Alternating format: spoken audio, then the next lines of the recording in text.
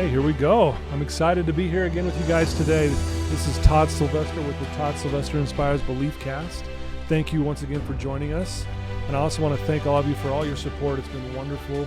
And I need to thank our sponsor, Veracity Networks. Thank you for believing in me and helping get this message out to many, many people, thousands and thousands. It's crazy where this has gone now. And it's because of the amazing guests that we have on. And today's going to be no different. I have Ganel-Lyn Condie. Thanks for joining us. Thanks for having me, Todd. Yes. Thank you so much. And I've been wanting to have you on for a long, long time. Well, I'm so glad grateful. it happened. Yes. Finally. I feel like our pre-show needed to be taped. I know we should. I didn't use up all the good stuff. She didn't. No, I promise. We're actually gonna. We'll circle back. Okay, we'll get a let's lot of do that. it. So a little background on Ganel-Lyn. She's a popular motivational speaker.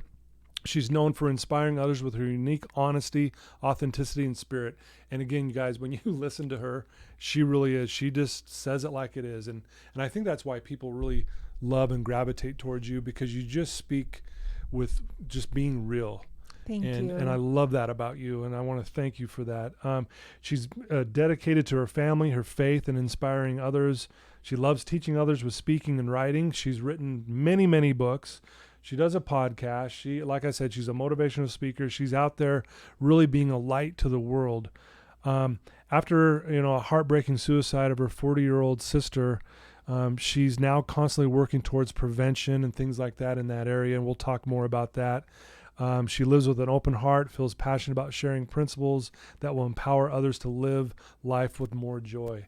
And I really want to touch a lot on that today. And again, you're a regular television and radio guest. You're on Good Things Utah all the time. Anyway, the list goes on and on.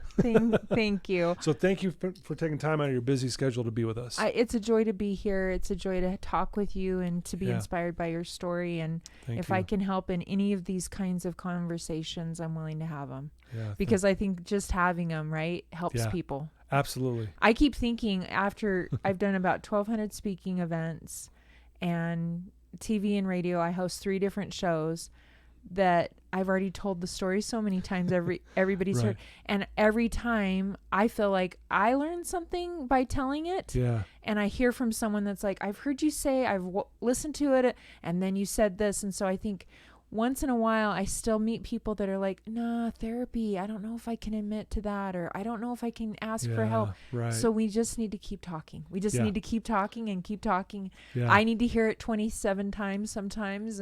Absolutely. And so if I can offer the conversation again up, I will do it. No, thank you. And I love that you said that. That's the way we connect. And we say this in our industry here, is connection is the opposite of addiction. And so when we're connected with someone, and that's why I love that you're here, for people to connect with your story today, because you're gonna inspire and help a lot of people who really need to hear this message today. Well, and I would just add, the time of this taping is still in the middle of COVID. I don't know when listeners are going to hear it. They may They'll hear it soon. Yeah. Very soon. But if they catch it a year from now, and we're in a different space, it's been a really heartbreaking few months just from a mental health standpoint in the work that both of us are doing. Yeah. And I know you're hearing from a lot of people that, like you just said, connection is the opposite of addiction. So the addiction rates, the suicide calls are up 1,000% to the suicide hotlines. And that's really concerning. And what I think it really goes back to is the ways in which we were connecting stopped. That's a good point. They stopped. And so these podcasts, I think, are even more crucial than they were pre-March. Yeah. Because this is oftentimes, I'm hearing from people now on a new level, because they're at home, they're socially distancing, and they're listening and consuming more content online for good and for bad, right? Right. So depending on what your addiction of choice is, I think this is more than ever important that we have this kind of platform. And there's good and bad with it, right? Like, YouTube, I have a YouTube channel, so I get the good and the bad. I have Instagram and Twitter, and all these platforms are allowing connection during a pandemic, and we've got to find new ways to pivot around that, because it's costing lives. Yeah. And addiction levels, I think, even for me, I'm going to just be honest with you, Todd, like all the therapy I've done, all the work I've done, all my issues, like the day the pandemic showed up, I felt like they showed up on the front porch and they were like pounding on the door, and they're like, hey, we heard that your daughter's going to be home from school. your college baby adult son is going to work from the basement room during the day, and your husband, he's not sure what's going on with his job. So we thought we would show back up too. All my issues, Todd, all my issues. Right. I was like, I did not invite you back. Yeah. But they did, and even friends of mine that are dear, close friends that have lots of degrees in mental health work. Sure.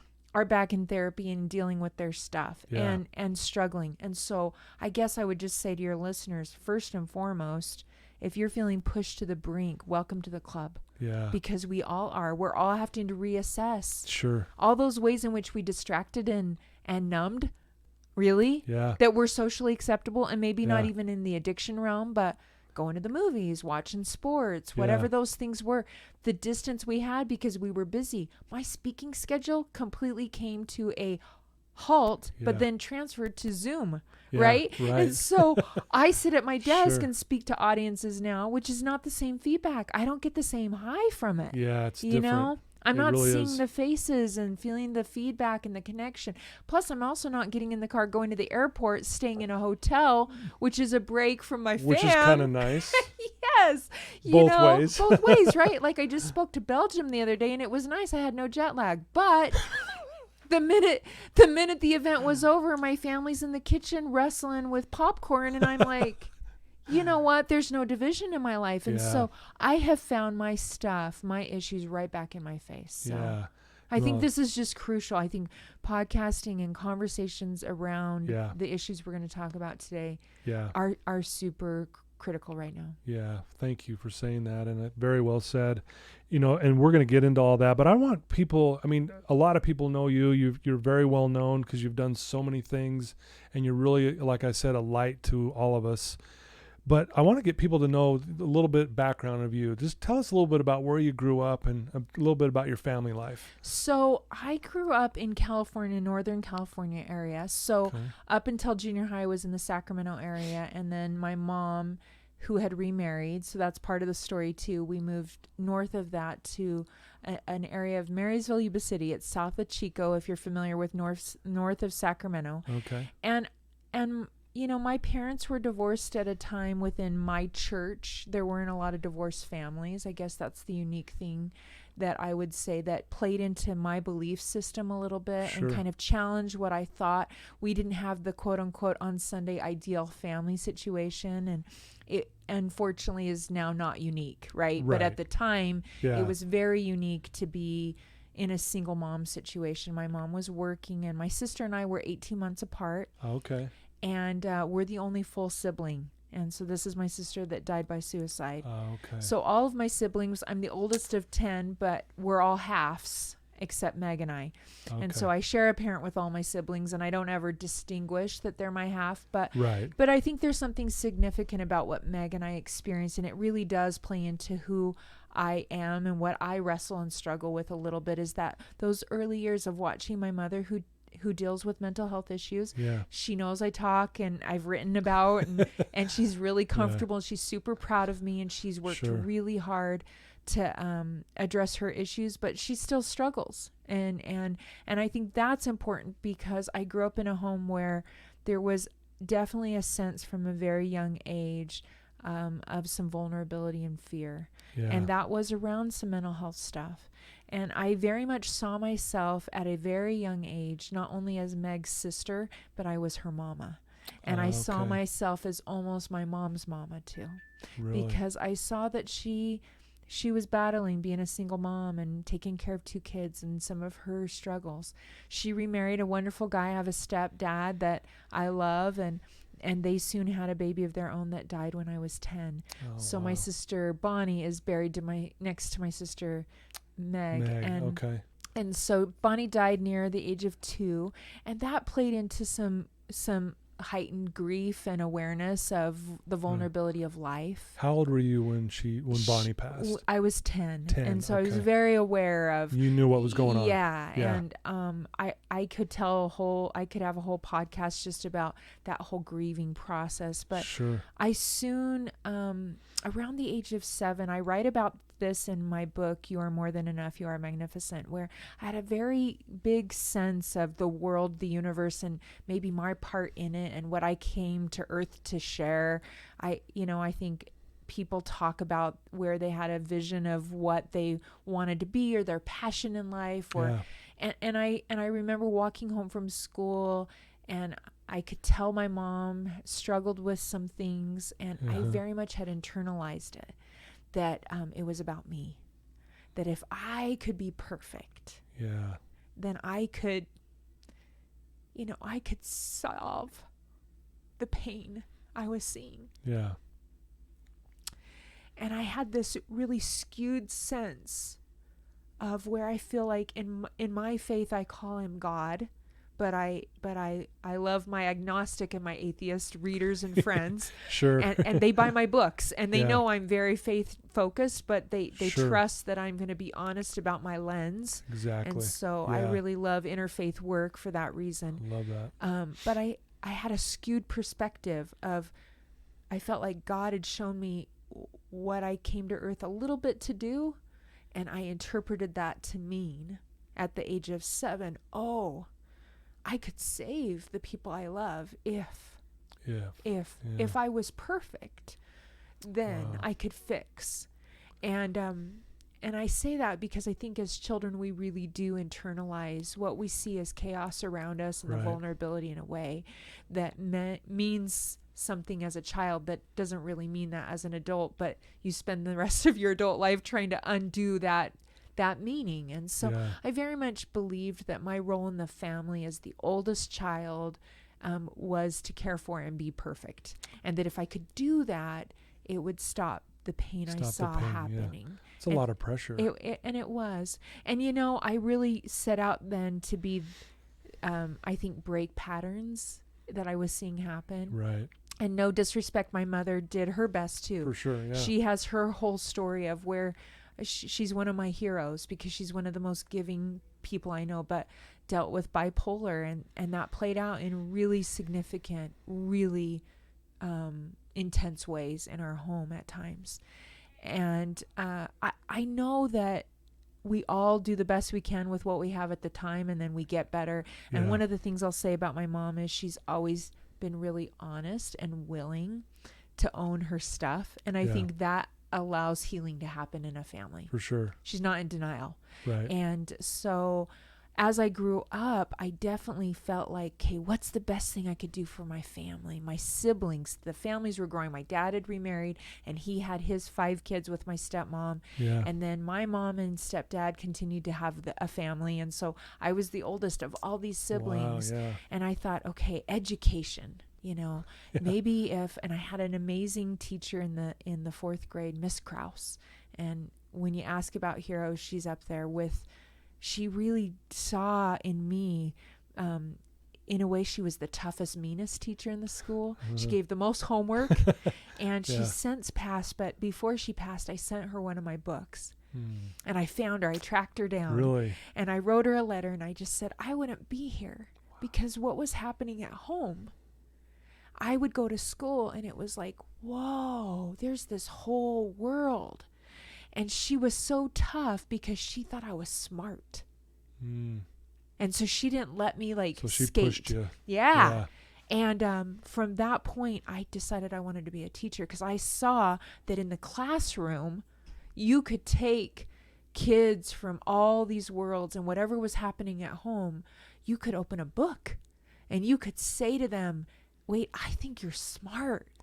And they're going to rise. And she did. She treated us all. Like I joke, the other teacher in the grade was Mr. Flores, and he had the guitar. I had him for the next grade. And no offense to Mr. Flores if he listens to this, but I don't remember learning anything that year. We sang a lot of folk songs. Sang a lot of songs. Right? Yeah. Didn't do a lot of homework, And I cried a lot because the homework was tough. And once again, I thought, Todd, if I was perfect. So I didn't allow a lot of wiggle room. I had to get the best grades. But there was something inside of me that saw that there was more than that was just happening around me. And that was such a gift. Wow. And so I went on to college, and I was kind of the first to do that, you know. And I had big plans and big things. Honestly, people say, and I write about it. And I think the book, The Decision That Changed My Life, I wanted to be on the Today Show or Oprah, one of those two. And all the other kids when I was little would come home and watch cartoons, and I would try to find any news show at the time. And then it was Phil Donahue, if you remember Phil Donahue. That'll date me, but yes, I remember Donahue. Because I'm almost 50, so if that tells everybody. And Sally Jesse Raphael, and then Oprah showed up, right? Yeah. But these were the people having the awkward conversations. Exactly. And I knew that was my gift. Really? Yeah. I was like, wait, you mean you're going to put people on a stage and you're going to ask them to talk about the thing that is scary? Yeah. And when you do that, people are going to connect. We didn't have Brene Brown, so we didn't know it was vulnerability and connection and shame. Sure. We didn't have words for that, but I could see that. And I could also see there was a solution for my own trauma there on the screen. So I didn't care about cartoons and whatever. That's what I wanted to watch. And that's what I wanted to do. Really? I wanted to be somehow a teacher that I told you before we started, I got a minor in psychology. And I realized I couldn't be a therapist because I believed in therapy. And I saw that my mom, who believed in therapy and went to therapy, and how that had saved a lot of the trauma in our family, was a gift. But I also realized I would talk my clients to death if I was a therapist. I'd be paying them You don't talk very much. They come over to see me as a therapist. I'd be handing them money back saying, no, I think I talked the whole time. So that's somewhat how I became aware that I needed to find a different. So I was a broadcast journalism major for a while, but the TV station I was doing an internship, that didn't feel very connecting. It felt very like kind of a little dog eat dog. And I think you and I have both have relationships with people in the media, and it's an intense. Yeah. And this is, remember, pre-cell phone. No one was producing a show with their cell phone. Exactly. No one was podcasting at home. This was old school. I was putting wires in the switchboard thing, and you would do long hours, and it was kind of a backstabbing. I could feel that, and that wasn't going to be good for me. Yeah. So I settled on education, but I really did want to sit down and have the conversations, the awkward conversations. I mean, Phil Donahue was doing shows about LGBT stuff when no one was talking about that. Yeah, and it was like, right? How dare he? Yeah. Right? And Oprah was talking about race way before 2020, right? Yeah. And there were divorce and depression and anxiety and suicide and transgender issues and all the things, all the addiction stories, right? Nobody was talking. And so I really saw that somewhere I could see healing there, even though it only went so far. Right. And that's what I wanted to be. And so I got a teaching degree, and I met my husband. He was my friend. Okay. And I always tell college kids that ask me about marriage, if you can marry your best friend, there's some job security in that. Right. Because you can fall in love with lots of people, and Hollywood shows you these like rocket ships and it's not really what it's about. I mean, my husband's gone through infertility and chemotherapy, and I'm bald, and I'm on medicine for lupus that makes me have a moon face, and that's not glamorous. No. That's not romantic candlelight dinner. Right. No. And you know what Hollywood, no offense to Hollywood, but Hollywood really teaches, like, if you're not fulfilling all my needs, then I'm out of here. I'm out. Yep. And that's not what marriage is. It's not. For me, anyways. Well, when you say that, one of the most powerful quotes on what love actually is came from Dave DeRocher from the Other Side Academy. He says love equals sacrifice. It does. And I'm like, how perfect, because that's really what it is. Yeah. And you know what? My husband, he was my friend, and that friendship, I think, has been the foundation. Our faith and our friendship has kept us committed. Sure. Because it's not, Gail Miller, if you're listening to this and you live in Utah and you know the jazz, you know Gail Miller. And I used to be a magazine editor here locally years ago. And we gave an award to Mary Kay Huntsman and Gail Miller and Dee Wright, who's Doug Wright's wife, and a couple of other Bronco Mendenhall's wife, BYU coach, right, who's not anymore. And we were giving awards to women that were the women behind the men. Right. And Gail Miller, we had this big luncheon at the governor's mansion, and she stood up and gave the greatest acceptance speech. And she said, people ask about how Larry and I have stayed married all these years. And I tell them, I've liked him and loved him one day more than I wanted to divorce him. Isn't that the greatest answer, Todd? That is awesome. That's perfect. And it's like, we've got to give permission for the messiness. I mean, I tell college kids, when I speak to college kids, that the hardest stuff is the best stuff. Yeah. That's marriage and parenting and you know, in our faith, serving missions for your church and serving in the military, right? This isn't the glamour stuff, right? Not. This is the hard stuff. And so I would just say, marrying your friend, your best friend, that's really kept us, because we're about to celebrate our 30th. Oh, congratulations. We're in our 29th year. Congrats. And, that's awesome. And there have been seasons, right, where, I mean, I wish someone had taught me that marriage relationships go through seasons. Yeah. And sometimes we go through a season every season in a day or in a week. Yeah. And we stick through those seasons, right? Through them, yeah. And so I know that for me, that's been a really, and he's different. He's an accountant. He's very different than I am in many ways, right? Yeah. We don't share everything in common. Right. You know, he doesn't want to sit on a podcast and talk about every bit of all the secrets, but he's learned that there's saving grace in that. And we've learned some things together. And I brought my family of origin, and he brought his family of origin, and we've tried to create in the middle this other thing, right? That's awesome. Yeah. I came from a family where if you weren't yelling about something, then there was something wrong. And he came from a family, if you were talking about anything other than whatever that was on the surface and happy and birds and flowers, then something was wrong. Something's wrong, we've tried to create this middle, you know. That's so awesome. And we've messed up. You know, we've messed up. We have 2 wonderful kids that I fought really hard to have. Mm-hmm. When the doctor said you won't have any, it took 7 years to have my son and 6 to have my daughter.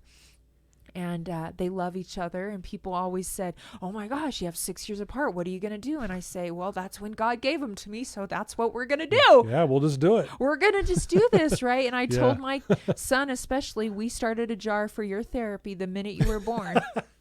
Because, by the way, 7 years of infertility just messes up a kid right there. You would have thought the second coming of Jesus had happened when he was finally born, you know, and I had read way too many books, you know, and like I told you, I was going to be the perfect whatever. I was going to undo whatever trauma. Yeah. And I haven't always done and known what to do. You know, he is brilliant and deals with his own stuff. And I remember many days falling to my knees in my closet saying, God, you gave me this kid and I don't know. I just don't know. And that really led to writing my very first book, because we went through what I call the angry years, 13 to 15. Yeah. Parents of 13 to 15-year-old, especially boys, when the hormones hit and the brain is changing and, you know, and they don't want to talk to mom and dad. You know, my daughter is 16 and she and I won't have a better second language, but I didn't always know. Right. I remember thinking, wait a minute, you know, it wasn't until he was kind of through that I talked to one other mom, and she said she had gone through the same thing. And I said, well, where were you? Right. Where were you? Yeah. I just needed to talk to one other parent. Yeah. But, you know, you're trying to keep your kids' privacy. And I write about it in my forgiveness book. That's really what was the genesis behind my first book, is that I wanted a book that had stories of that private stuff. Yeah. That stuff that you need just one friend to say, I validate you. Yeah. I've been through that addiction. I've been through that whatever, that depression, that divorce, that eating disorder, that whatever. I didn't like my kid either. Yeah. I loved him, but I didn't like him. Yeah. And I didn't have that book to pick up, and so that's where that came from. That's where that came from. Well, it's like you said, it's like these hard and difficult times end up being the best thing that ever happened, because that book never would have been possible had you not been going through these things. And that's why I honor the childhood I came from. Sure. You know, they were the great teachers of my life, and my parents did the best they could. And then you look to my grandparents and their story and you go, oh, well, that explains some of that. Yeah, you start to understand. Yeah. And then you go back to their parents and go, gosh, they did change some things. And so Yeah. I'm looking forward to meeting my grandchildren someday, because I'm hoping my kids have done and will do better than Dad and I did. And you know, I would just say that really plays into what I do now, in that I'm willing to sit down and have a conversation about the awkward thing. Yeah. It doesn't scare me. It actually excites me. What scares me more, and this probably comes from some of my trauma as a kid, is when I walk into a room and there's that feeling of that thing that no one's talking about. Yeah. That's the scariest room for me to walk in. Oh, interesting. And that's because I got really good as a kid reading the room, and reading, is today the day? Is this going to happen, or is this going to happen? Yeah, is someone I love going to hit me, or is someone I love going to try to take their life? And that's really what I was playing with. And so I got really good at that. So I get way more uncomfortable in a room of small talk. Yeah. I get way more uncomfortable in a room where everyone's not talking about what's really going on. And I think that's why, you know, when you do speak, you're very real and authentic. You come across with authority, and you're very assertive. And I think that, I mean, now we know why. Yeah. You know, it's great to hear this backstory, because that makes a lot more sense of why you are so like, hey, let's talk about the elephant in the room. Yeah. Right. Well, and my sister Meg died 6.5 years ago by suicide. Yeah, I wanted to talk about that. Yeah. And so because of that, I had already written the first book. It hadn't been published yet. And that to me is why. I had submitted it twice, and it had been rejected by 2 publishers, and she hadn't died yet. It was submitted to my current publisher, and she died during the time they were you know, addressing whether they were going to publish it or not. And when they came to me, she had died 6 weeks before, and they said, we want to publish this. And I said, well, we've got to rewrite a part, because there was a key story that hadn't happened, and for me that's God and his timing. So I say to your listeners that have it on their heart that they want a podcast, they want a blog. I get those letters 20 times a week. I want to be a speaker, I want to write a book. I say, are you hearing God in your life wherever you're at? And maybe for you define God as a higher power. Maybe you're atheist and you don't even know what's bigger than you. But I always say, for me, I've got to have something bigger for me. For me, it's God. And I always say his timing is perfect. And so is he talking to you while you're working at the car wash? Can you hear him at the car wash? Because I look back and see that he put on my heart to write the book before Meg died, because he knew like the whole ship had to be built, and then beforehand, right, exactly. And then we rewrote that part, and that chapter of that first book, I Can Do Hard Things with God, has opened the door with atheists and agnostics and other religions. Even though my faith is boldly on the cover, everyone knows what my lens is. People of all faiths that have lost someone from suicide 20 years before are still not healed from that. And I would say what really was crucial for me is that I knew that there's a key story for all of us that isn't probably being talked about.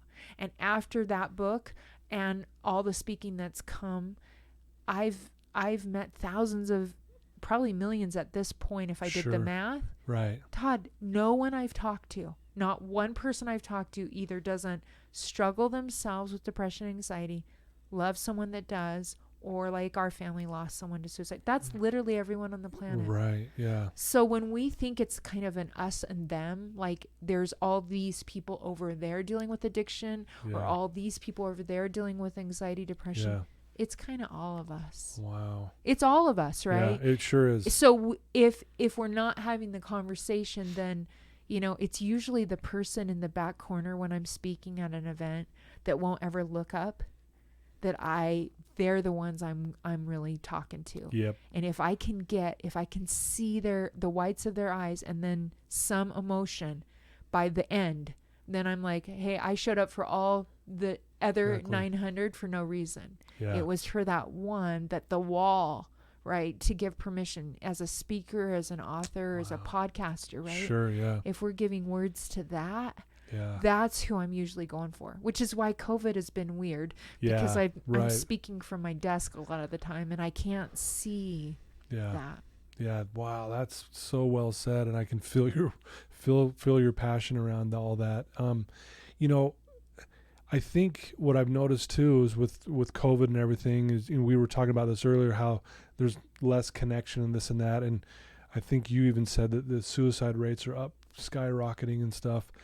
Do you see that plays a part in, just the way people react with you when you come and speak? I mean, do you feel like they're even more like, I needed this message more now than ever? Or, I mean, do you notice a difference because of COVID in that message, even though it's Zoom a lot of times? Yeah, I think what I'm seeing is that definitely my online content is being consumed at a different level now. Sure, yeah. And so because of that, I'm getting messages at different levels about things that I think people are ready to talk to. But I would say at this point, if we were to take a snapshot on what's happening on a social or a societal level, is we haven't even seen yet what is happening now. I think we're still somewhat in the incubator of some of the trauma that's happening.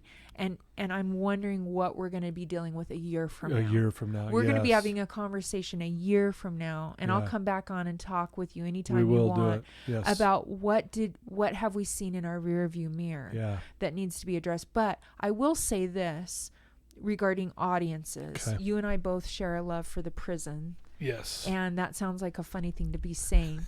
But people say, where do you love to speak the most? And I would say, I love to go in the high schools. Sure. And I love churches because I can talk faith 90 hours. All time. Yeah. And I love talking about faith. And I like to talk about faith in a really real way. I think there's a lot of faith commentators out there, but specifically in my faith identity, sometimes we stay on the what, and we don't go to the how, and we miss a step in there about the why, and we think God and the Bible is filled with all these perfect families. And so I love to talk about faith in a way of like, no, everyone's dysfunctional, and this is where I see faith fitting in. Yeah, I like but that. The reason I love going to the prisons is, man, that audience, their hearts, there's no wall.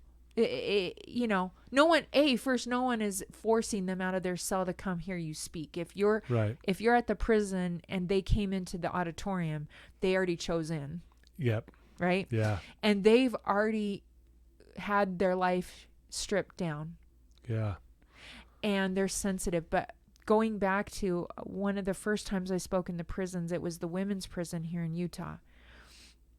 And I did my whole thing for an hour, and I'm seeing the reaction, right? Like I'm seeing the crying, and I'm seeing the response.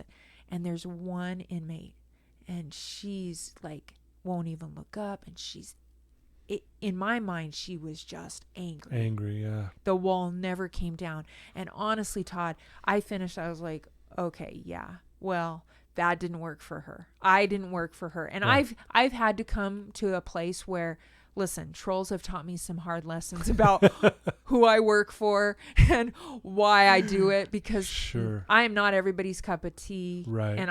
And there's people out there that their full-time job is to let me know how I'm a loser, and why do I have this show, and why am I on this channel? Yeah, who are you? Yeah. Who am I? And they keep me going back to my why and who I work for, which is God. And so thank you for that to all the trolls out there. But I really sat there for a minute and thought, gosh, God, I don't think I ever helped her. And all the inmates were saying their thank yous and their goodbyes and going back, and she's hanging out. And I'm thinking, okay, well, there's a guard over there. So make sure I'm next to the guard. Yeah. And she came up to me, she says, I've been here before. And I said, okay. And she said, yeah. And I got out, and I decided I was going to kill myself. And so I knew, though, that I better find out who God is first before I die. So I did something so I'd go back to prison, because I figured I could find God faster in prison. Wow. And she says, so my plan was to get back in prison, which I did, and to find God, which I have. And then when I got out this time, I can't even talk about it, but she said, I was gonna kill myself. And then you messed that up today. And I said, what? Wow. Now she's not smiling, Sure. and she's not even Sure. crying. So I'm not getting what she's trying to tell me for a second. There's Sure. a delay. Yeah. She says, you messed up that plan. And I said, okay, because I told my sister's story. She says, you told me today that the world's not going to be better without me. I said, it's true, we're not. And she said, and you told me that because I found God, I get to now tell somebody else about him. So I have to stay, don't I? I said, yeah. Wow. We need you to stay. Because you've fallen in the pit and you know how to get out. Yeah. And we need you to stick around for that story. Yeah. She said, okay. And she was up for parole.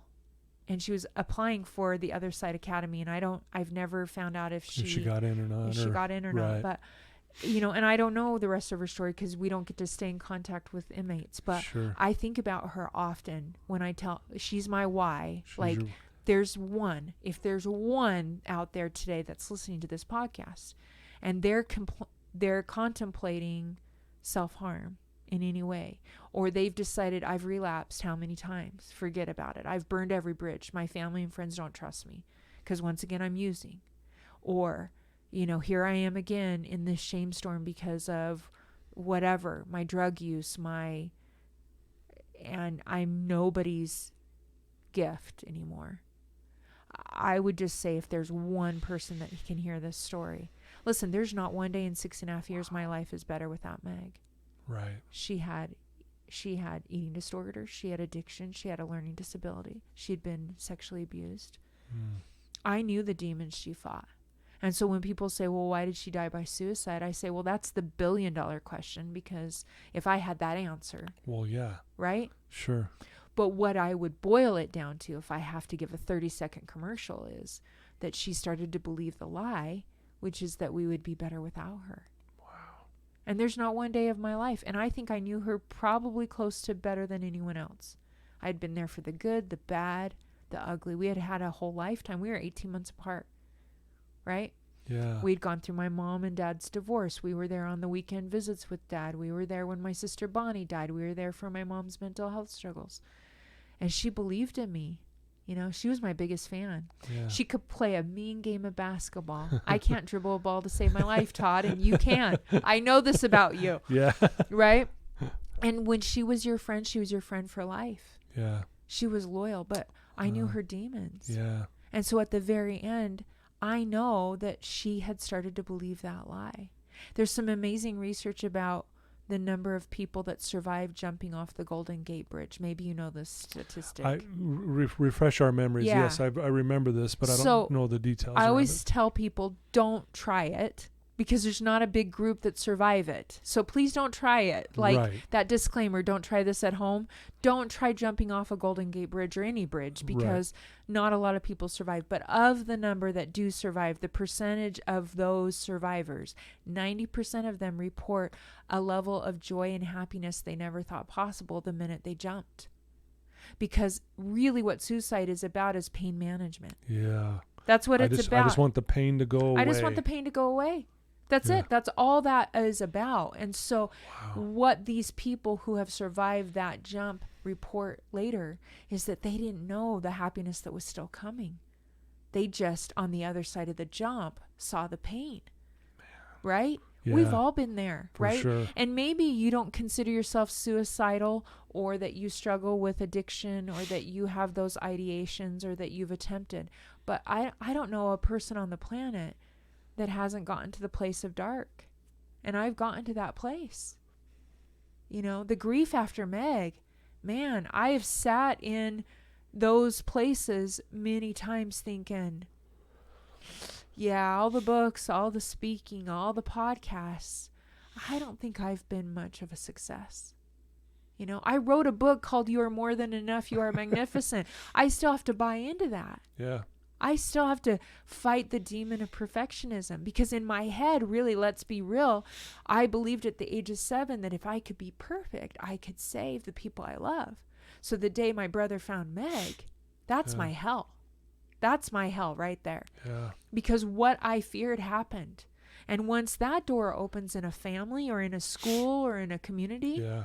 suicide opens a trap door for a lot of people. It does. It makes it seem as an option. Yeah. And so what I like to say to people is, we'll never be better without you. Like that friend I met in the prison that day. She had found God and she knew about him now. And now she had something that she could share. And we needed her whole story. We needed all the 2 times in prison, not the perfect checkbox story. We needed all the mess. You know, there's a really famous broken rake hanging on my wall. You may know about it because I've talked about it. Mm-hmm. My husband just bought a new subwoofer and put it in front of part of that broken rake. And I said, dude, you know the world will not let you block the broken rake. And he goes, I know. We got to move it because the rake. So if you don't know the story, is right after my sister died, my husband was out working in the yard and broke a rake and threw it in the garbage, and I pulled it out. We had lost everything. We had gone through a pretty significant second job loss, and we had no furniture in the house, and it was a mess. And so I had hung this rake on the wall in the basement, and it took like 2 weeks for my family to notice it, which was kind of weird because there was no like furniture there, but they finally noticed. And they said, hey, Mom, what's up with the farm tool like hanging on our wall? And I said, let's have a family meeting about that. And I said, let's look at this tool. Dad can't take it back to the store because it's not perfect. Home Depot can't sell it. But really, it could still be useful. And I find it beautiful and unique looking. Yeah. It's still useful, and the handle's broken. And in this family, we've got to get better at about doing broken parts. Wow. Because all of us have got them. You know, the Japanese pottery analogy has kind of been used a lot. It has, yeah. Okay, and I love it, and I don't want to take away from it. But there's a flaw to me in that we fix the piece of pottery, right? The gold is there, and it's beautiful, and it's put back together. But Todd, I don't know about you, I still have broken parts in me. Yeah. They're still there. They're For not sure. fixed. Yeah. No one took gold and put the handle back on that rake. Yeah. Right? But it's still useful. Yeah. And so what I think the conversation needs to be about suicide and mental health and addiction is that, to me, the beautiful parts of our stories are those flaws. Yeah. They're not the fixed flaws. They're the ones that are still hanging out there. You know, that's the place I try to teach from and write from and do media from. And oftentimes I'm 4 seconds ahead of whatever I'm going to talk about on TV or whatever I'm going to give as an address to a group. Like 4 seconds. I mean, it's not even cooled. The cake's out of the oven and it's still jiggly. You know, I think I've got the lesson, but it's not gelled yet. You know, I try to teach from my scars, not my wounds, because I've got current wounds right now that it's not responsible for me to come on here and talk about them because they're still ongoing. Yeah. But most of what I talk about is a part of my broken rake. Yeah. You know, and I don't want to take away from the fact that there can be healing, because I really believe in that. Yeah. You know, in my faith practice, I really believe in Christ. And that's what I had to come to grips with Meg, is there's one Savior and I'm not him. Yeah. And really that 7-year-old me had to come to grips with that. Wow. That I can't save anyone. I can invite, I can influence, I can love, but I can't save. Yeah. And man, that's hard as a parent. Yeah. That's hard even in the work I do with suicide prevention, when I start hearing from people every day, we lost another one, we lost another one. Sometimes in the exact school I have already spoken in. You're right. Yeah. Right? Mm-hmm. In the same church I spoke in the same community center. I know they have my book. They watched my YouTube video, right? Yeah.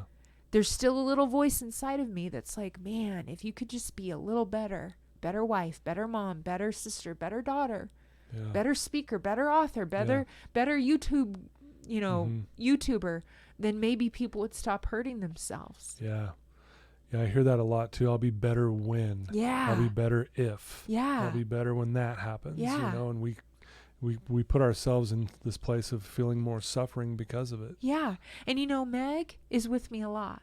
In my faith, she's there. Yeah. And I say she's my partner. Yeah. You know, and I feel like she has an awareness now. One of my friends that's also a therapist has taught me a lot about hope, and what she teaches often to her clients is that hope isn't a feeling, it's a plan B. And so I've gotten really big toolboxes filled with lots of tools. And I have friends that I call that are my SOS friends, because when I'm in the dark closet and I can't find the light switch, they know that my SOS text means I've forgotten who I really am, right? But I will also say that if Meg could speak into this mic, she would tell you to stay in your body. Yeah. And she, with those people that survived jumping the Golden Gate Bridge, that there's miracles coming. And sometimes, you know, the handles of the rakes don't get fixed in our lifetime. In our lifetime, yeah. Right? And I know therapists out there that are on the front lines like you are, right? Where clients show up and say, I've tried everything. I'm ready to give up. Yeah. And one of the things I hear is, well, you haven't tried me, so let's try this program or this plan B. I like that. Right? Yeah. Listen to this podcast, share it with someone that's coming to your mind and heart right now, because it's really about pain management. Yeah. You know, the 9/11, we're approaching the 9/11 anniversary. Yeah. And there are a lot of sad stories from that day, right? And one of the things I try to remember as a visual, and it's been talked about pretty publicly, is that there were individuals jumping from the building when the first building went down. Right. Because they knew the plane had already hit and they were headed, and they were trying to control the pain. Yeah. You know, so when people ask about suicide, I say, visualize that. That's what's really going on inside of someone. Yeah. And so if we can keep putting words on this fear of the broken parts of us, that somehow the measuring stick we put out there in the world is that it's all fixed and there's no pain. Yeah. That is the worst story to be telling, because the reality is I wake up every day with vulnerability. Yeah. I wake up every day with flawed parts of me. I wake up every day with stories that if I don't check them, they can put me right back into that place where I'm trying to control everybody around me and all the junk inside of me, because the story I'm telling myself is that you would be better without me. I can be there. Yeah. And so if you think about it, the audience right now during COVID, I think that our prison inmates have so much to teach us. I agree. Our LGBT friends, they have so much to teach us. So much, yes. My LGBT friends are my heroes because they sit in a lot of paradoxes. Yeah. They sit in faith paradoxes and family paradoxes. My recovering addict friends, they're my heroes. Yeah. The people in prison still, they're my heroes. Why? Because they're saying, hey, man, I messed it up. Yeah. And this is my junk. Wow. And I'm trying to claw out of that. Right? Yeah. So I think Brene Brown's done such a gift for our society in putting words around shame and around vulnerability and around. She really has. She really awesome. has, you know, raised the bar on saying, for sure. Listen, you know, you're all in the cheap seats, and the list of people whose opinion matter to me is about 1 by 1 by 1 sheet. It's a tiny little list. And really what it costs us to be vulnerable is worth the cost, because that's connection. That's the only path to connection. But it sounds pretty, but it's not fun. Yeah. You know? So my friends that have sat in that and are sitting in that and are on their path of recovery or have really made mistakes and are willing to be honest about it, they're the people I turn to. You know, they're my SOS friends. Sure. They're my faith friends. They're the ones who are like, listen, I've been there. Yeah. My favorite episode on West Wing, I'm a huge West Wing fan. Okay.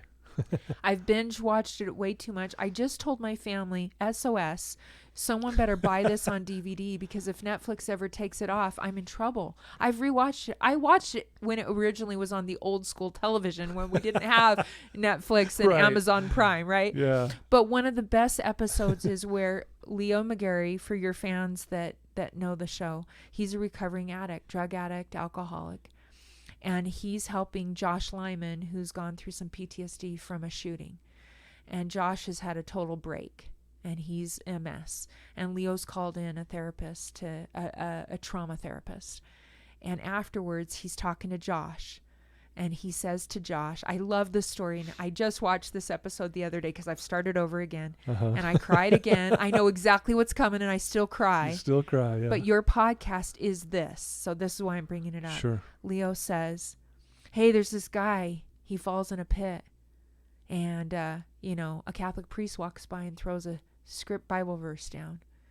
And then a doctor walks by and throws a prescription down. But then a friend walks by and jumps in the pit. And the guy says, dude, what are you doing down here? Now we're both down here. And the friend turns to him and says, yeah, man, but I've been in the pit. I know the way out. Wow. And so Leo turns to Josh and says, I've been in the pit. As long as I'm here, you're here, right? And so we've got to do more of that, jumping in the pit. Jump in the pit. So I'm going to say to your listeners, if you've had your tail kicked all over town, if you've attempted suicide and you're still here, if you've recovered and then slipped off the wagon 50 times and you're still trying, if you've been there and you've burned the bridges and you're still here, we need you. Yeah. We need you. We need your story. You've been in that pit. Yeah. You know the way out. So keep a journal. Start a blog. Yep. Whatever you got to do. Yeah. Write it down, because there's going to be a day you're going to be walking down the street and you're going to look down and go, oh, wait. Yeah, man, I've been there. I know that way out. And that's the only reason I keep talking, is that I don't have all the answers. I'm willing to have the hard conversation. Right, yeah. Because I don't have all the answers. I still have my demons. Sure. But I'm willing to sit down, and I love to hear from other people. That's why I have a number of my books that are compilation stories. Sure. And I like that style of, it's a hard project to work on because people think you didn't really write it. You pseudo wrote it. Right. Right. And I ghost wrote a lot. I edit a lot. I call it like I'm either the midwife or I'm the surrogate mother for some of those stories. Exactly. I know what that looks like. Yeah. But I think compilation stories and podcasts like this are so brilliant because, you may not have my story. Maybe you haven't had lupus or infertility, or you haven't lost someone to suicide or whatever it is. But when we hear each other's story, right, and we hear them in different voices, all of a sudden, I love it when I hear from a reader and they say, hey, listen, I've had your book on my bookshelf for like 2 years. I finally had the courage to read it. I finally opened it. And I read this one chapter. It has nothing to do with what's happening in my life. But for some reason, God spoke to me. Yeah. That's when I'm like, yes, that's the power of a book. That's the power of a podcast. Power of words, for sure. Wow. You're amazing. I'm serious. Well, I don't know. And I mean, what I mean by that too is, just you are, we all have our flaws, and you're open again. I told you in the very beginning, she's very real, and we're getting it. And I think that's why people really love and gravitate towards you. And I feel that. And I feel really blessed to hear this right now, me personally. Thank you. So thank you so much. Well, and I think, you're in the trenches and I'm trying to be in the trenches, but we've got to have the coaches that help. Like, you inspire me, and I love the idea of pondering on who do I turn to and who inspires me. I host a show called The Middle, and I invite guests on there, and then I sometimes do solo messages. Because I try to share some of these stories that I've gone through. I don't have the answers, but I invite people on the yellow couch. We have a yellow couch on the set because oftentimes we're living the middle of a story. There's not the end. There's not the end, right. There's not a little bow, like there's not a little, some of these stories are chronic. This is long term. Like lupus for me, some people look at me and go, what? You don't have... Yeah. Okay, well, some of my symptoms, you can see the arthritis in my hands. Sometimes you can see my hair falling out. Other than that, you can't see my heart condition. You can't see the fatigue. You can't, right? And I like to say everyone's got lupus. Robin Williams died the day we placed Meg's headstone. Oh, wow, really? And I felt like for a moment the whole world had suicide grief. Wow. The whole world was like, wait, what? The funniest, most creative, talented artist, I think, in our time. Oh, yeah, I agree. He's one of my favorite people Patch Adams, ever. Hook, what? Yes. I mean, the list is, right? He's gone, right? He didn't think we were better with him? What? Now, we've come to find out he had some brain stuff going on. That gets me every time, by the way, when you say, well, you thought you weren't better with, we weren't better with you? Right. And that hits me hard. Right, because I think the reality is, Todd, is that there's not one of us walking around that there isn't a pain, a story. I had a really negative review for one of my books, and it was for You Are More Than Enough, You Are Magnificent. this reviewer was pretty harsh with me. And she said, well, listen, if Ganel-Lyn feels like she's insecure, then there's no hope for me. She's done this and this and this, and she's got these shows and this family and da-da-da. And all the work I do to try to be authentic. So the greatest compliment you can give me is that I'm authentic, because that's really what I try to be. For sure. I don't try to be in victim. Right. But that's a balance. I've got to celebrate the things in my life. I have a lot to celebrate. Right. Yeah. But I also try to say, hey, it's not perfect. Anyway, she was saying, this reviewer was she, not a he. But she said, then there's no hope for us. If she feels insecure, then what? I'm thinking, are you kidding? I know some of the most famous, accomplished. Yeah. So do you, Todd. Yeah, absolutely. You treat them. Yeah. Right? Yep. On the outside, Hollywood is filled with stories of the most accomplished, the biggest homes, the peak of achievement.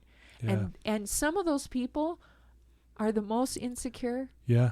So I don't know why this reviewer thought that once you check this box and this box and this box, then you're home free. Yeah, you're all of a sudden perfect. You're all of a sudden perfect. Yeah. Because guess what? I still have family relationships that aren't working. Yeah. Todd, they're not. They're a mess. You know? Yeah. And I feel like I have some skills. I've worked really hard. I have an education. Sure. I do a lot of research. I have a lot of conversations, and it's hard when I feel like I can help strangers and I can't help people closest to me sometimes. Right? Yeah, that's tough. Right? Yeah. Right? Yep. And I'm going to say that's the conversation we need to keep having, is that you don't know anyone's pain unless you are willing to sit with them.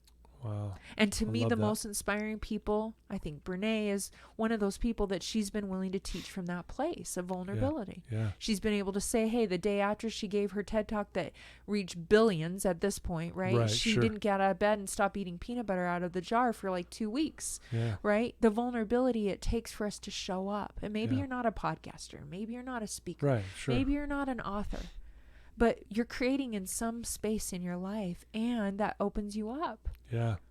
I mean, I often say the heroes for me are the moms of the ADD kids that are trying to do reading homework. Yeah, and we don't hear about them. No. We never hear about it. No. You know? I mean, I try to invite them on some of my shows. And there's no one there to applaud them. And no one's or there anything. to put them on the front of a magazine. Yeah.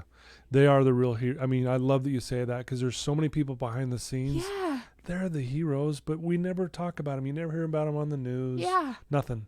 I know my mom's going to listen to this because she listens to everything I put out.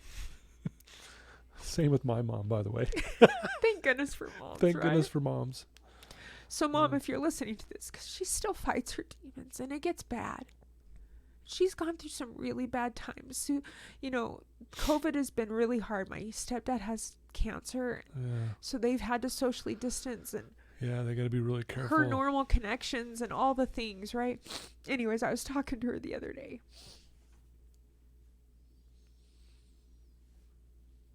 And she gets tired. She's in her 70s, and she's been fighting some of these demons a long time.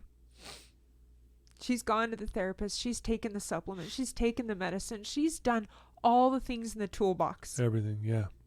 You know, there's a different story of a 15-year-old that I'm talking to that says, I want to die, than a 7-year-old woman who's tried. Yeah. I say to the 15-year-old, your frontal cortex hasn't fully developed. Yeah, you got the end of your story hasn't even started. No, I promise. If I thought my life was what junior high and high school was, I would have been in sore trouble, right? So I say to them, wait, your story is still to come. Your learning disability, your addiction, your depression, anxiety, maybe your gift to the world. Hold on. But to my mama, who's tired, right? She's one of my biggest heroes, and it wasn't easy. She'll be the first to say she wasn't an easy mom to have, right? And that she made a lot of mistakes. But one of the things I always love about is that she has a place in her heart of empathy and forgiveness and acceptance that comes because she's very aware of where she flaws, where her flaws are and where her mistakes have been. Sure. And she's my biggest fan, you know, and she's there on the hard days. I called her a couple of weeks ago with a heartbreak, and I just said, I don't care if I'm almost 50. I just need to cry to my mom. Yeah. You know? Sure. And I need my mom to tell me that I'm the best and I'm the greatest. And maybe you don't have that kind of relationship with your mom, but if you're listening to this and you think you've burned every bridge and you've made every mistake and that, you've messed up as a parent, I think that's the worst grief. For sure. I mean, that's my worst shame storm right there. Same here. I get to write about it in books and talk about it and keep processing it, right? But I would just say my life would never be better without my mom. Yeah. She has made mistakes, but I'm glad she's stuck around for the good days and the bad days. And the celebrations that still can happen, the still showing up, the still sticking with us, part of the story that I believe in miracles, and I believe there's a million to still come, and they look like they're slow, right? They look like they're never going to happen, and that those relationships are never going to heal.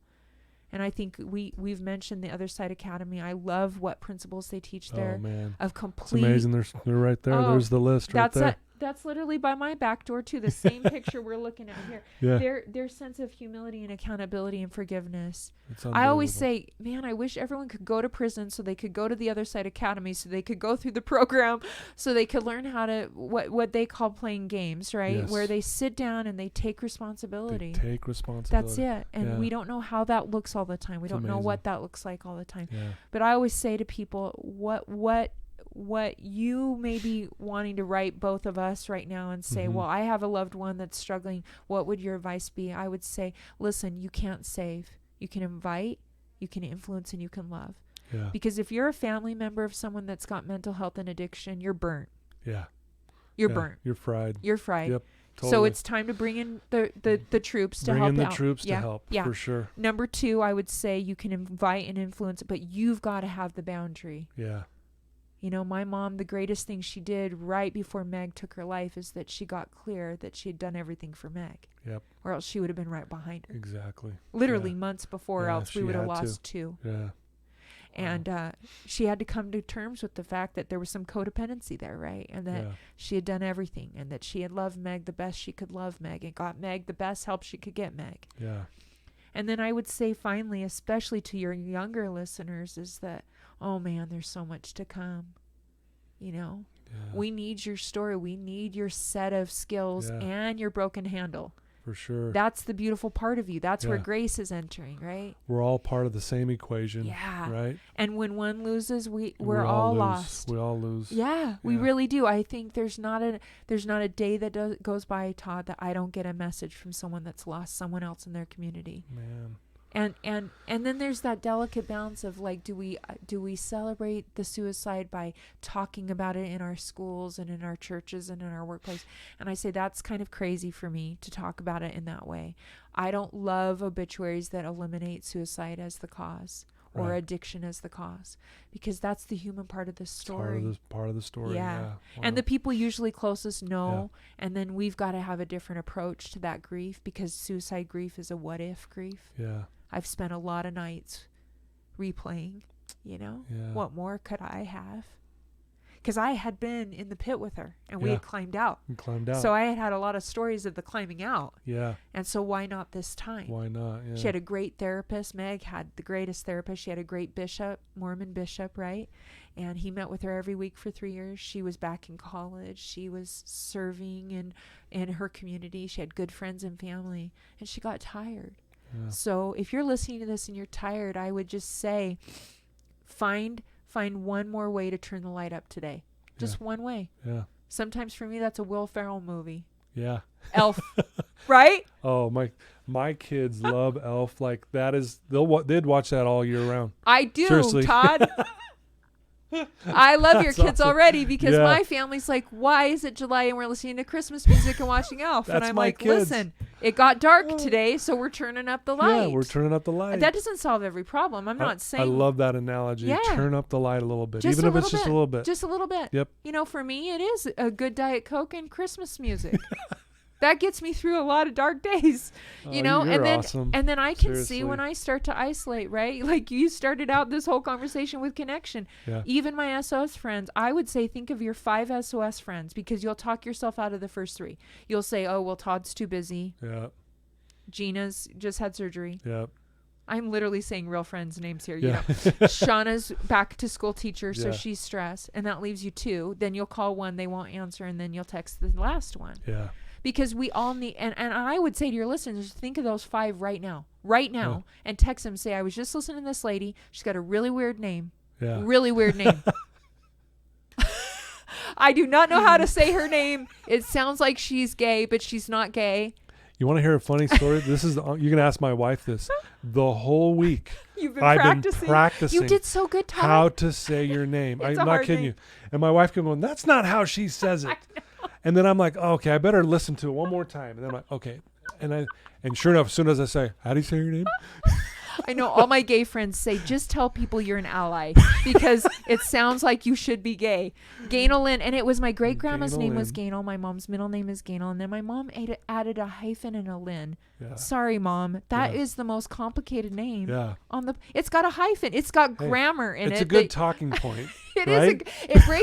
It breaks the ice. It does, but it's always the thing. People are so nervous if they haven't. If I go on a TV show, I go up to the producer and say, "Do you want to practice?" And they're sweating. Flaws. Yes. My flaws. I'm not kidding you. I was anxious Stressed. about your name. You should have just texted the whole week. I'm like, how do I say her And freaking listen. name?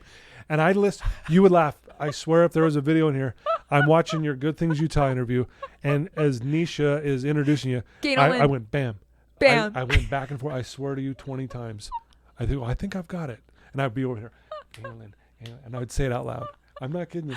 So that was my practice. Full disclosure here, Todd. I always feel bad for the other person if they say it wrong. I don't feel bad for me. Okay. I always am like, do you need to go to therapy? I'll pay for the session for you because I I can might tell need you feel some. so Yeah. bad, and I'm not embarrassed about it. Listen, when I needed a YouTube channel, people go, how do I find you? I said, listen, Google even knows who you're talking about. Just start typing it, and Google's like, oh, it's her. We that know who weird that is. name There it is. lady. Yeah. So you can find me on all the platforms. Because no one has my name. That's the only good reason to have it. That's good, though. Junior high, it was That's good. horrible. Sets you apart. Yeah, whatever. At the time, I was like, Yeah. Mom. And then don't tell your kids what you were going to name them. Do you know what I was supposed to be named? What? Danielle. Because my dad's name's Danielle. Danielle. Oh. All the cute girls were named Danielle. Yeah. Don't tell your kid that. Don't tell your kid that you were going to have the cool. Because then you go, I wanted that name. I know. Yeah. I'm like, Ganel-Lyn, it's fine. I own it now. It's fine. But it almost didn't allow us to get married, my husband and I, because he couldn't say it. He wanted to ask me out. That is a true story, awesome. Todd. Oh my God. He was like, That's awesome. He was like, in college, our apartment complexes by each other, and he didn't know how to say my name, so he didn't ask me out for like 7 weeks. Wow. Yeah, it almost ruined everything. That's funny. Yeah. So, Wow. anyways, I would just say to anyone listening, if you say it wrong, I am not going to be offended. Not gonna be offended. Well, that's my awesome. nail people just call me. They speak Vietnamese, and I love them so much. Yeah. Which Vietnamese to me is the most complicated language ever. It's Sure. very tonal. Yeah. Right? I'm like, wait, you just said 3 different words. They all sounded the same to me, right? They can't say my name, so they call me G. G. So if you ever see me on the street, please don't avoid What me. up, Just G? come up and say, hey, what up, G? And I'll be like, hey. Because Yeah. that's what my nail people call me is G. No, you're awesome. Well, you know what? You're so easy to talk Oh. to. Thank you. Well, you're easy to talk to too. I hope Thank so, you. but- And thank you for your emoting and crying with me. And your viewers Yeah. can't see on a podcast what's going on. I'm over here. No, it's the But same. It's seriously. the same. To me, it's Yeah. it's so healing. Yeah. It's No, I feel so blessed to be able to sit in this chair Thank you. and listen to your amazing story and everyone who sat here before you. And I just want to thank you for just being you and being vulnerable today. You shared some really powerful things that hit me hard. I can't wait to share this with all my clients. And I want everyone to share it listen to it, obviously, and share it to everyone that you know. Because we all need to hear this today, honestly. every day, right? Every day. And so one of the questions I want to ask you is if people want to reach out to you who are listening to this, they want to ask you a question. Yeah. They want to, be able to get, all the many books that you do or tap into your podcasts and your blogs and all that stuff you do. What's the best way for them to do that? So I have a website that's just my name, no hyphen in it. Just Okay. No hyphen. Spell it out for us. Ganellyn. So Ganel-Lyn.com. Okay. And I'm on YouTube. And I'm on Instagram and Twitter and LinkedIn and Facebook. My Facebook friend limit has been reached. You've hit it. I know, and I feel bad about that. And the other day I sent messages to the 400 friend requests because I have a separate page that's just my first name that doesn't have a limit. Gotcha. And I guess the message sounded a little funny. I said, I've hit my friend limit. So yeah, so stay away. I didn't mean I don't want new friends in real life. It means Facebook won't let me add anymore. So you can message me there. Instagram, I know, allows for private messaging as well. And I get those. And oftentimes, you know, I think it's just hearing permission to reach out that is helpful. Amazon has all of my books, but my website has links to various places that you can buy. Awesome. And I'm still a fan of the old school book. You know, I know people like Audible and digital book, but I'm a book guy. I like highlighting. I like writing a note on the side. And the other it makes me remember it more. Right. And the other thing I would say is I started writing the first book not knowing there would be 7. Right. Because I wanted what was in that book. I needed it for when I had been going through similar things. I wish someone had handed me that. And I think there's something about a book that is like, you can't fix a divorce for someone. You can't fix a miscarriage or the death of a child or a husband that has bipolar. But you can hand a book to someone and they can sit it on their shelf. And when they're ready for it, they get to have a best friend. They get to do it. The greatest compliment my readers give me is when they write and say, it feels like your books are my best friends. I say, praise God for that. Yeah, that's what And God really is my boss. He's my why. If I disappear, it's because he told me I'm done. And I really see what I do as a mission. Sure. There's a lot of great speakers and authors and practitioners and commentators and YouTubers out there. But I definitely see this as a mission, and I feel like my sister's part of my mission. She's my companion, and she's cheering me on. Amazing. And so if ever I disappear, it's not because I went to an island and am hiding from people. It's just that God said you're done. And so for now, I'll keep showing up and adding whatever I can. So thanks for letting me be here today. No, absolutely. And this connecting for sure in person. I know. It's so nice. I won't take it for granted. I know. Me if neither. Anyone in the universe is listening, I cleaned out the spice rack in my kitchen. I thought that would signal to the universe no more COVID. Like I did it. Yeah. I donated books because my bookshelf was getting too full. I thought that would signal the COVID could be over. It didn't. You know, when you wash your car and then it rains, I figured there's got to be something in the universe we've got to do. Yeah. So honestly, in seriousness, though, I think, what is it that I've learned? I learned where I still needed to work on some stuff. I learned where I was distracting. I learned what I was taking for granted. I'm a hugger. If you ever see me, I probably will hug you. Yeah, I'm a hugger too. So I get it. And that's the worst part of speaking in the prisons. You can't touch. Can't hug. Yeah, that's the only reason I don't love to. What's funny though, when I spoke at the prison, guys were coming up shaking my hand, and I had a guy going, "Hey, can I give you a hug?" And I said, "Sure." Oh, listen. And the guy hugged me, and the guard kind of looked, and I said, "Hey, I said he could." Oh, they were I'm cool gonna with it. ask. Okay, next time. And anyway, that's a whole nother story. It's not about me, but anyway. Yeah. No, you can't. I hear you. No, the last prison, I was supposed to do it a few weeks ago and it got canceled because of COVID. But the last time I was there, an inmate had just lost his son to suicide. Oh, wow. And he sat in the corner and sobbed. And I did a Q&A and he raised his hand. And I had been warned that had just happened. And he asked, what if you can't get over? And I'm just feeling like one of your listeners needs to know this. This is a unique grief. Yeah. And I would just say, like I've already said it multiple times, you can invite, you can influence, but you have permission to have boundaries. Yeah. The most loving thing we can do in relationships is to say no sometimes. Yep.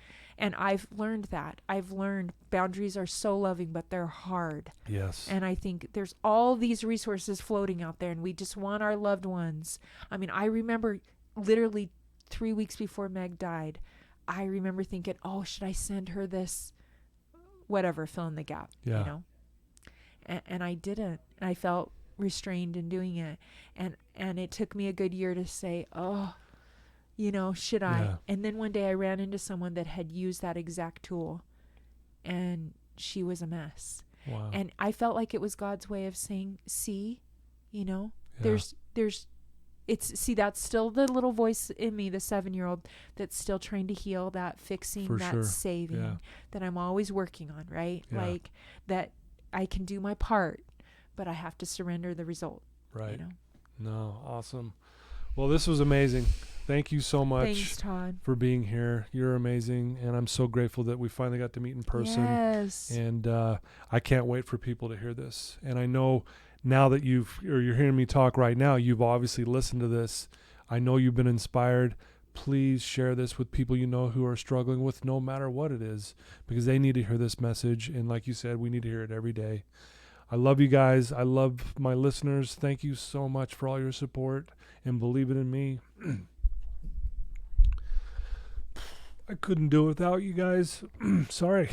Didn't mean to get emotional there, but I'm just grateful. I can't believe how this has taken off. And I'm just grateful for people like you. I just don't know what else to say. I feel so blessed. And I want you guys to know that I love you. And I can't wait to have you guys hear this. And I love you, and I'll talk to you soon. Till next time. Thank you.